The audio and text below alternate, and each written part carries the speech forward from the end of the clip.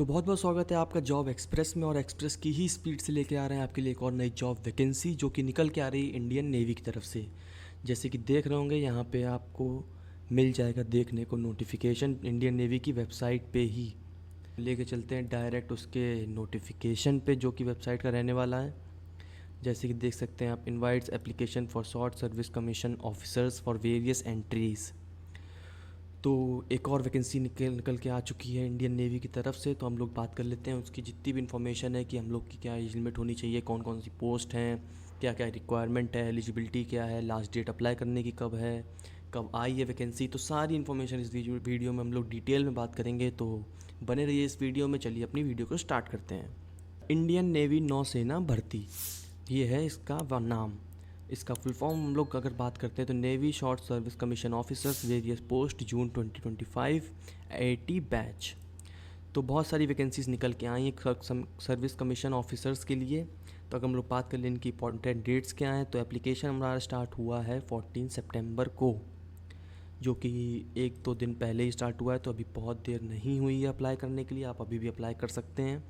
लेकिन इस वीडियो को पूरा ज़रूर देखिएगा ताकि ये सही एप्लीकेशन आप सबमिट कर पाएँ।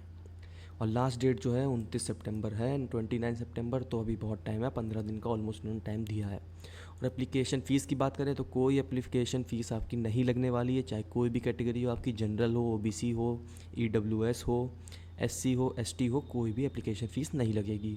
तो ये तो बहुत ही अच्छी चीज़ हो गई है।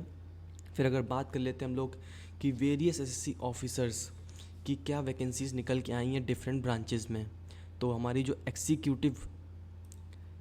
जो एग्जीक्यूटिव ब्रांच होने वाली है एसएससी नेवी की, उसमें हम लोग की जो जनरल सर्विस है जीएस, उसकी निकल के आई है 56 पोस्ट मैन एंड वीमेन दोनों के लिए, जिसमें कि आपको बीटेक या बीई की किसी भी स्ट्रीम से करा होना चाहिए, मिनिमम 60% मार्क्स होने चाहिए किसी भी रिकॉग्नाइज्ड यूनिवर्सिटी में। और एज लिमिट पर ज़रूर ध्यान दीजिएगा, आपकी जो एज लिमिट की डेट ऑफ बर्थ है वो डेट ऑफ बर्थ होनी चाहिए 2000 से लेकर 2006 के बीच में। तो अब बात कर लेते हैं दूसरी पोस्ट जो है वो एयर ट्रैफिक कंट्रोल एटीसी, जिसमें कि 20 पोस्ट निकल के आ रही है मैन एंड वीमेन दोनों के लिए। सेम इसमें भी रहेगा कि बीई बीटेक किसी भी स्ट्रीम से आपने किया हो, 60% मार्क्स हो किसी भी रिकॉग्नाइज्ड यूनिवर्सिटी से।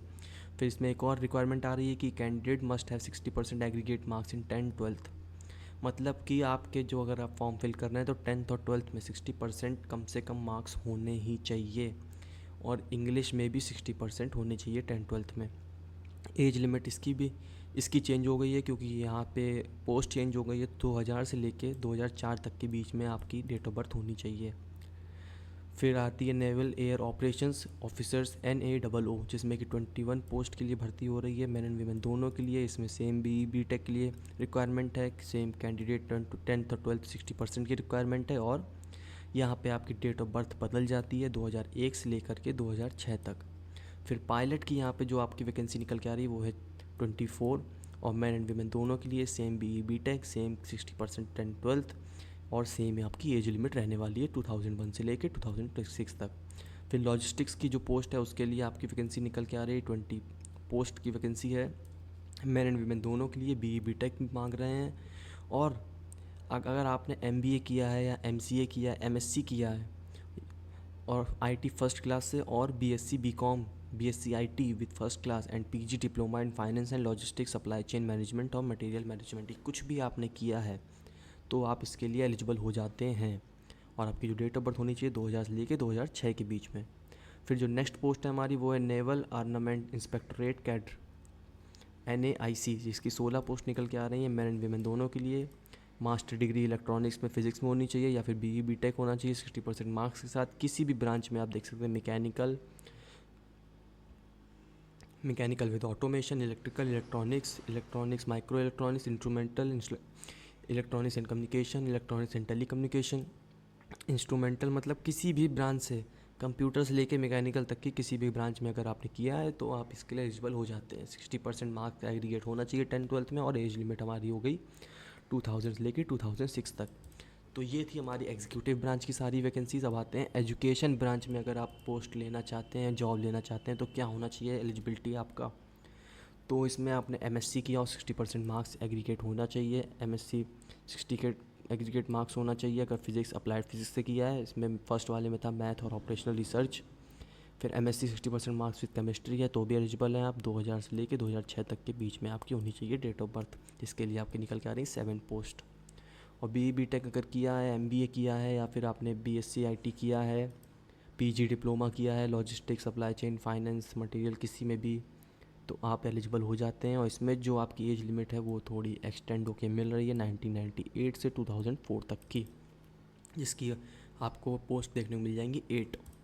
फिर हम लोग बात कर लेते हैं टेक्निकल ब्रांच की। टेक्निकल ब्रांच में कौन कौन सी पोस्ट आपको मिलने वाली हैं। इसमें general service GS engineering branch में 36 पोस्ट के लिए वैकेंसी आई है, मैन एंड वुमेन दोनों के लिए। BE-BTech आपने किया है 60 मार्क्स एग्रीगेट के साथ। एरोस्पेस में automobile control engineering, industrial engineering and management, instrumentation and control, mechanical, automation, marine, mechatronics, metallurgy, production, किसी से भी आपने किया है तो आप एलिजिबल हो जाते हैं।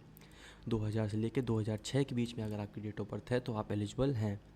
फिर बात कर लेते हैं सेकंड पोस्ट की, जो टेक्निकल ब्रांच में है general service electrical branch. 42 post निकल के आ रही है इसमें, मैन एंड वुमेन दोनों के लिए। सेम इसमें भी क्राइटेरिया रहने वाला है और इसकी जो डेट ऑफ बर्थ है वो भी सेम रहेगी। इसमें फिर नेक्स्ट पोस्ट है नेवल कंस्ट्रक्टर की, जिसमें कि पोस्ट का भी रिवील नहीं किया है इन्होंने शायद। और मैन एंड वीमेन के लिए भी ये एप्लीकेबल है, सेम रिक्वायरमेंट इसमें भी है और डेट ऑफ बर्थ भी सेम इसकी रहने वाली है। फिर बात कर लेते हैं हम लोग हाउ टू फिल। तो नेवी ज्वाइन करने के लिए आपको वेरियस टेक्निकल एजुकेशन और बहुत सारी ब्रांचेस दी गई हैं, तो इसमें आपको डेट का बहुत ध्यान रखना है, इसके बीच में ही अप्लाई करना है। और आपको सारी नोटिफिकेशंस चेक करनी है, ऑल डॉक्यूमेंट्स आपको चेक करने हैं, eligibility, ID proof, address detail, basic detail सारी चेक करके ही भरनी है। आप जो डॉक्यूमेंट प्रोवाइड कर रहे हैं वो सब चेक करिए। कोई एप्लीकेशन फ़ीस नहीं है तो ये ध्यान में रखिएगा। और सबमिट करने से पहले ज़रूर आप ये सारे कॉलम एक बार ज़रूर चेक करिएगा। और take a print out of submitted form, जो फाइनल फॉर्म है उसका सबमिशन का आपको प्रिंट आउट ज़रूर लेना है। फिर हम लोग पहुँच जाते हैं जो नोटिफिकेशन इंडियन नेवी ने हम लोग को प्रोवाइड कराई है, उसमें सेम इन्फॉर्मेशन आपको देखने को मिल जाएगी। इसकी लिंक मैं आपको डिस्क्रिप्शन में दे दूंगा, वहाँ से आप इसको डाउनलोड करके चेक कर सकते हैं जो भी सारी इन्फॉर्मेशन उन्होंने बताई है। जितनी मैंने ब्रांचेस आपको बताई हैं सारी की एजुकेशनल क्वालिफ़िकेशन, जितनी एलिजिबिलिटी है वो सारी पोस्ट और सब कुछ इन्फॉर्मेशन आपको यहाँ पे देखने को मिल जाएगी। क्या क्या रिक्वायरमेंट्स हैं, क्या क्या अप्लाई कर सकते हैं, कौन कौन अप्लाई कर सकता है, जितनी मेडिकल टर्म्स एंड कंडीशंस हैं, मेरिट लिस्ट क्या है, ट्रेनिंग क्या है, हाउ टू अप्लाई, सब कुछ यहाँ पे आपको देखने को मिल जाएगा। और ये बिल्कुल ऑफिशियल है, जो कि आपको इंडियन नेवी की वेबसाइट पे भी देखने को मिल जाएगा। तो अगर आपको ये वीडियो बहुत ही ज़्यादा पसंद आया तो इसको लाइक, शेयर, सब्सक्राइब करना मत भूलिएगा। और इसको शेयर करिएगा अपने फैमिली फ्रेंड्स के साथ जो कि ज्वाइन करना चाहते हैं इंडियन नेवी को, और बहुत ज़्यादा जज्बा है उनके अंदर जो अपने इंडिया के लिए सर्व करना चाहते हैं। साथ ज़रूर शेयर करिए इस वीडियो को और अपने लाइक ज़रूर बताइएगा। और कोई भी क्वेश्चंस हैं, क्वेरीज़ हैं, या फिर कुछ भी रिकमेंडेशन है आपकी मेरे इस चैनल को रिलेटेड या किसी भी वीडियो को रिलेटेड, या आपको किसी चीज़ पे वीडियो चाहिए तो उसका ज़रूर नीचे कमेंट सेक्शन में बताइए, मैं ज़रूर उस पर और रिप्लाई करूँगा और वीडियो बनाऊँगा। तो चलिए मिलते हैं हम लोग नेक्स्ट वैकेंसी में, तब तक के लिए खुश रहिए, स्वस्थ रहिए और जॉब के लिए अप्लाई करते रहिए और एक अच्छी जॉब